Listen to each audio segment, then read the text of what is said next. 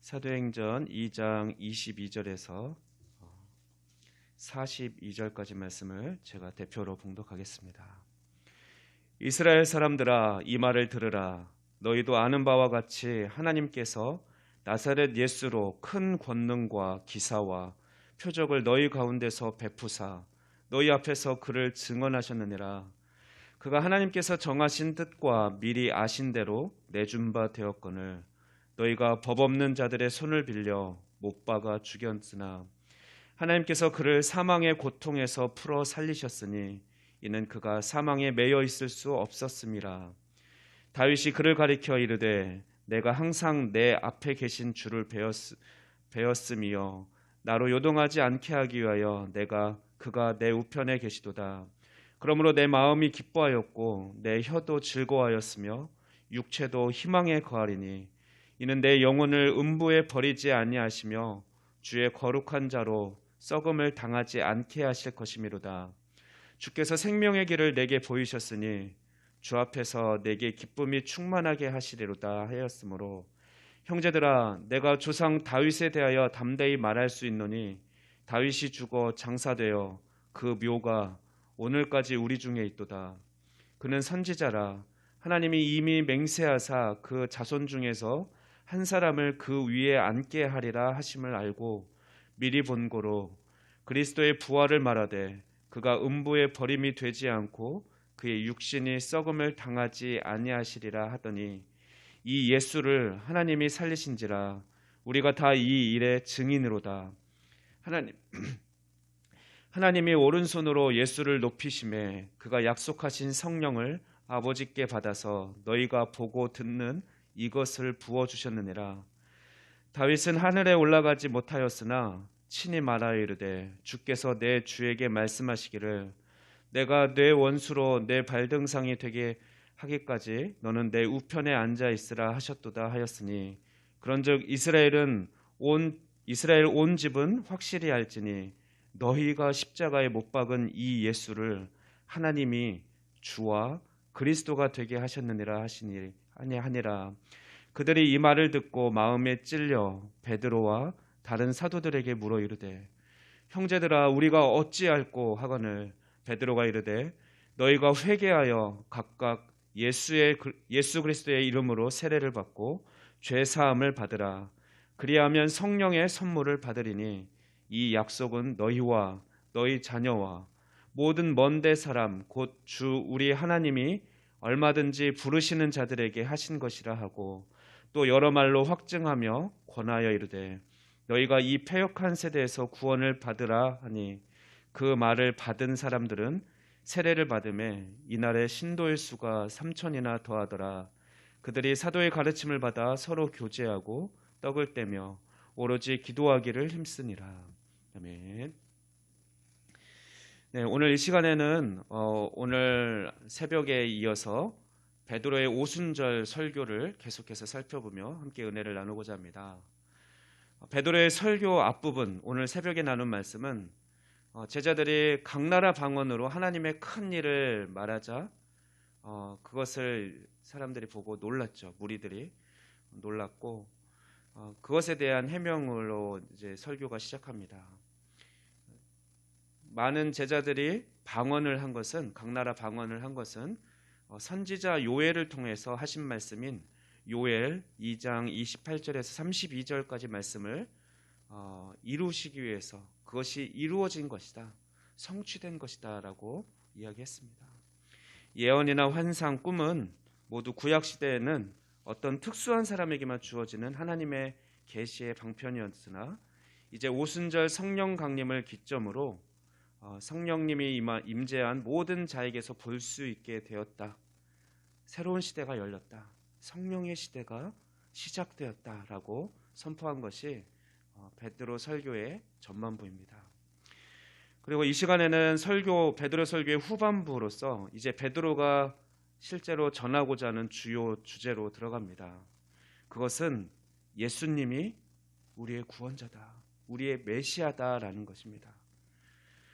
교회 초기 사도들이 전한 복음에는 패턴이 있는데 4가지 패턴으로 구성이 됩니다. 첫 번째는 언약의 성취 시대가 도래했다.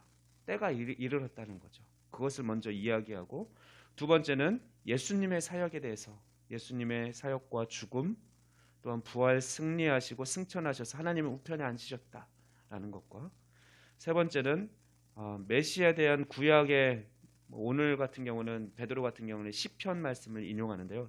다윗이 예언했던, 다윗이 얘기했던 것들을 인용해서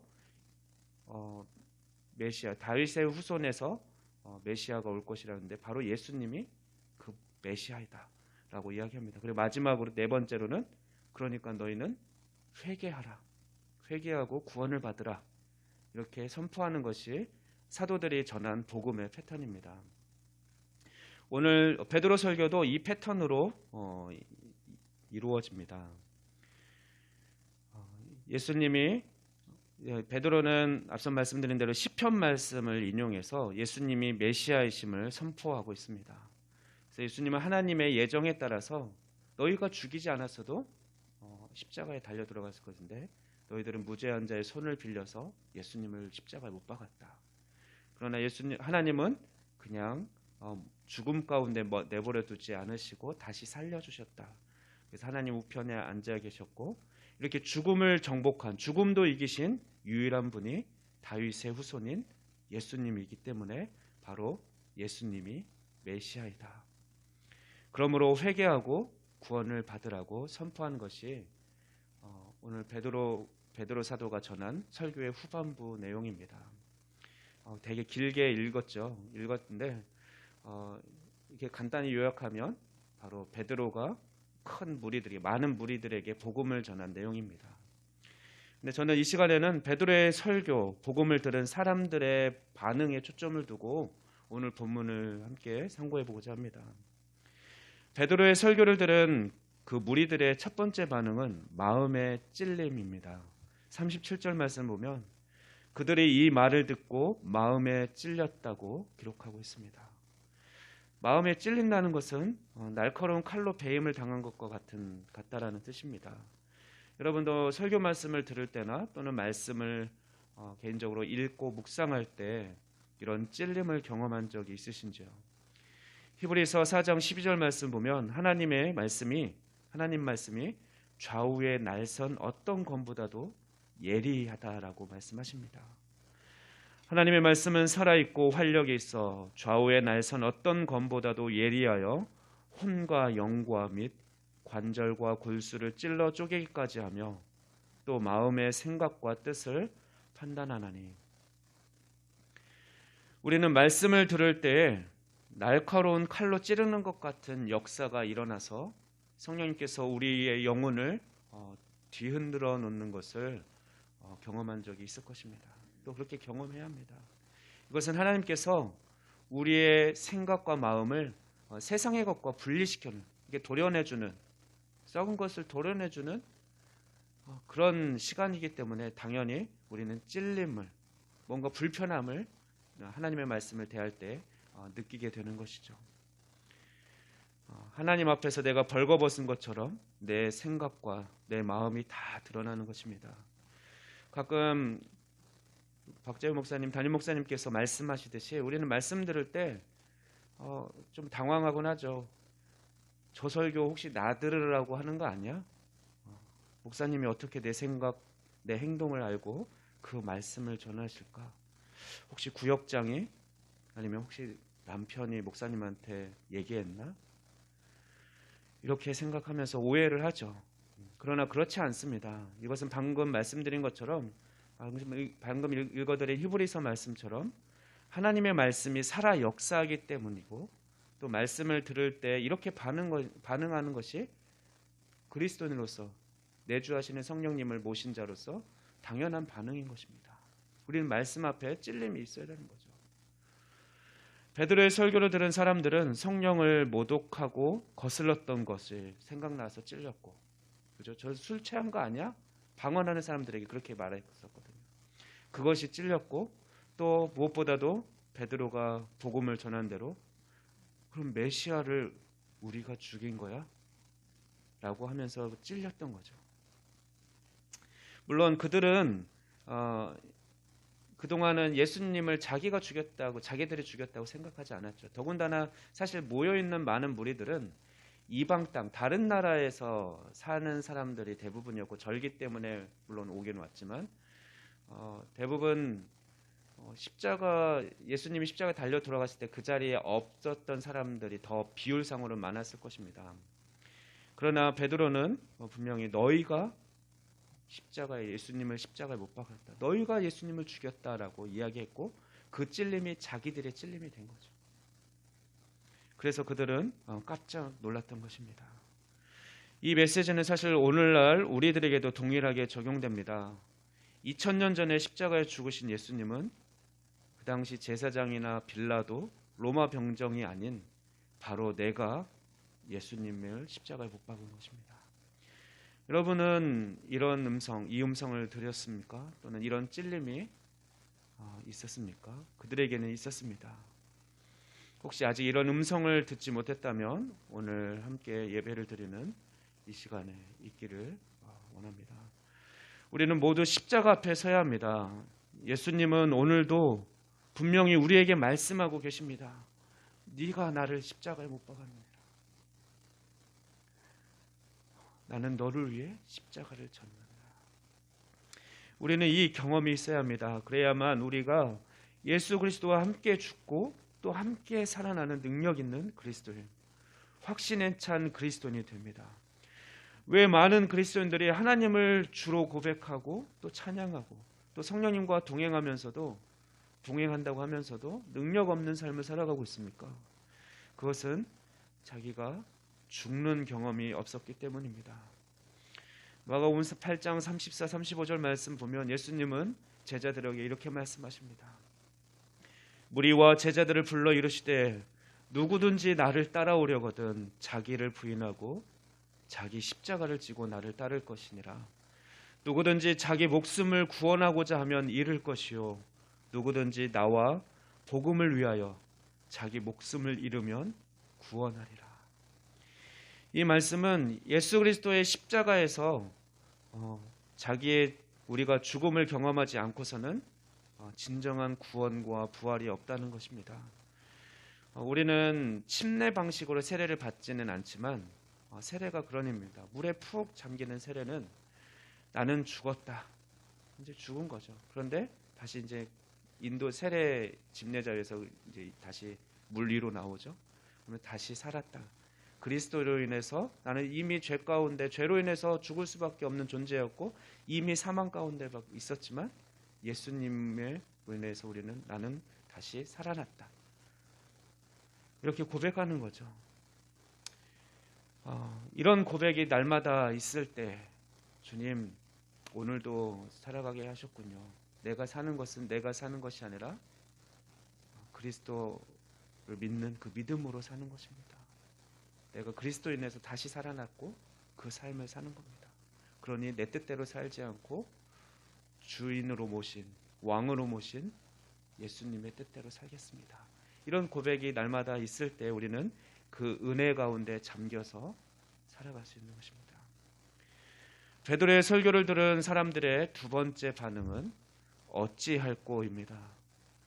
즉 그들은 설교를 들은 후에 찔림이 있었고 그에 대한 책임을 지고자 하는 그런 마음이 있었습니다.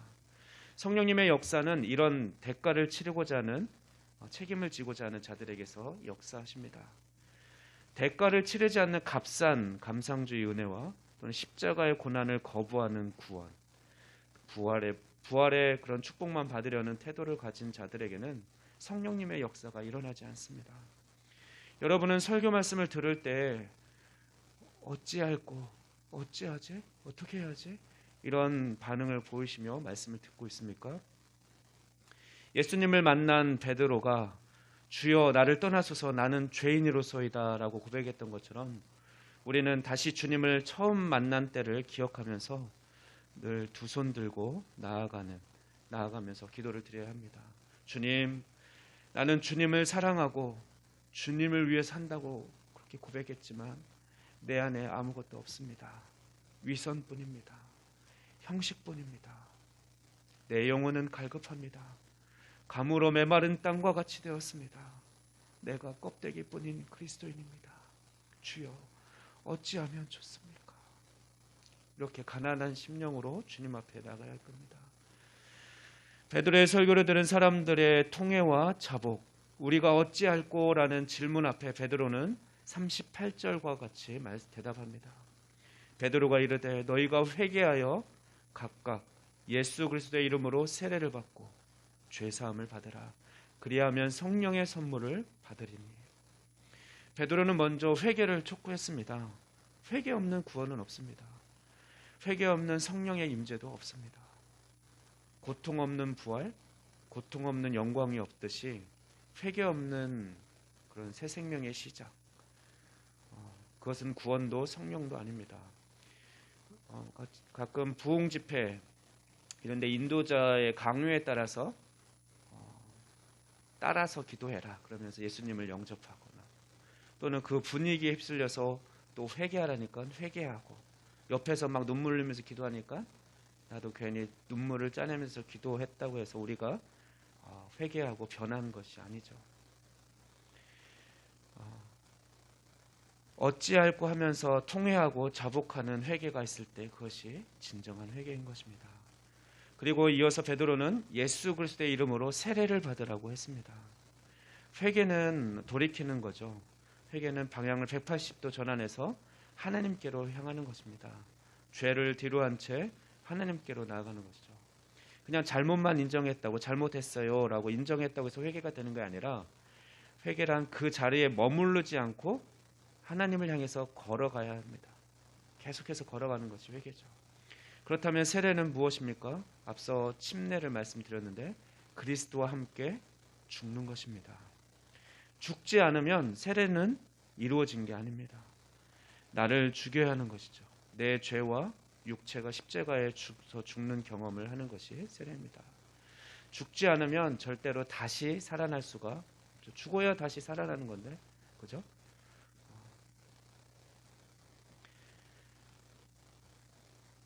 그리스도와 함께 십자가에 못 박히고 다시 살아나는 것이 진정한 세례입니다.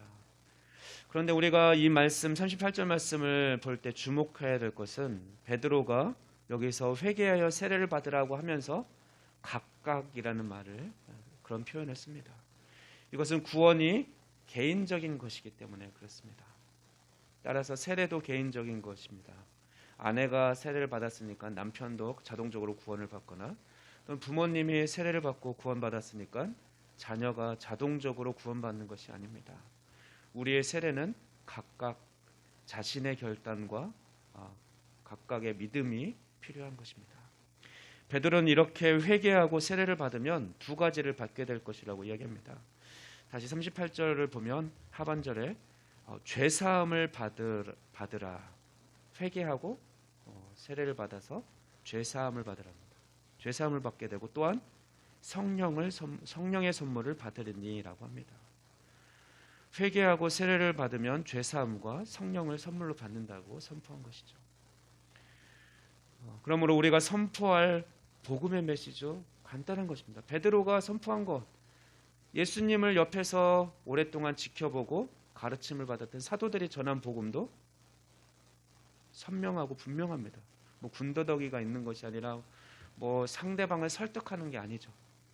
설득하는 것도 아니고 선포하는 것인데, 그것은 예수님이 우리를 죄에서 구원할 유일한 구원자이신데, 우리가 회개하고 예수님을 주로 고백하고 우리의 구원자로 고백하면, 그리고 세례를 받으면, 다시 새로운 새 생명을 살아가기를 결단하면 죄사함을 얻고 성령을 받을 것이다 라고 선포하면 되는 겁니다.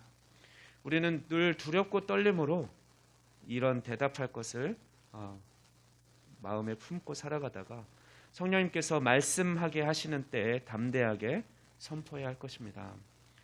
이렇게 베드로의 설교를 듣고 반응한 사람들이 귀한 또 새 생명의 열매로 나타납니다. 3,000명이 회개하고 세례를 받아 성도가 되었다고 기록하고 있습니다. 그러나 저자 누가는 41절 말씀 보면 거기 있었던 모든 사람들이 성도가 되었다라고 말하지 않습니다. 41절 보면 선포된 복음을 받은 사람만 그 말씀을 받아들인 사람만, 복음을 받아들인 사람만 세례를 받고 성도가 되었다고 합니다. 그 말을 받은 사람들은 세례를 받음에 이날에 신도의 수가 3,000이나 더하더라. 이제 말씀을 정리합니다. 베드로의 설교를 들은 사람들은 찔림이 있었고 어찌할꼬라는 반응을 보였습니다. 그들 중 복음을 받아들인 사람들은 회개하고 세례를 받아 성령을 선물로 받았습니다. 즉 3,000명이나 성도가 되는 열매가 있었습니다. 그 당시 예루살렘 인구가 3만 명 정도였을 걸 생각할 때 10분의 1이니까 엄청난 역사죠. 오늘날 이런 열매들이 우리를 통해서도 계속해서 일어날 수 있기를 원합니다. 우리가 예수님이 우리의 구원자시고 우리 그리스도임을 선포할 때 동일하게 이런 열매들이 일어날 것이라고 믿습니다. 왜냐하면 동일한 성령님이시기 때문에 그렇죠. 우리가 날마다 말씀 앞에 찔림과 어찌할꼬의 반응을 보이는 동시에 그러므로 우리는 기회 있는 대로 예수가 그리스도이심을 담대히 선포하는 복된 증인의 삶을 살아가게 소원합니다. 함께 기도하겠습니다. 어제나 오늘이나 영원히 살아계셔서 역사하신 하나님 감사합니다. 오늘 말씀을 통해 회개하라는 베드로의 설교를 통해 3,000명이 주께로 돌아오는 역사를 보았습니다.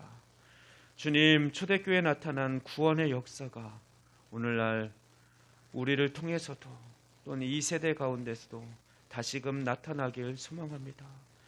주여, 우리가 날마다 예수가 그리스도이심을 선포하는 담대한 믿음을 주시고 이 복음을 들은 사람들이 또한 주께로 돌아오는 역사를 우리도 보게 하여 주시옵소서.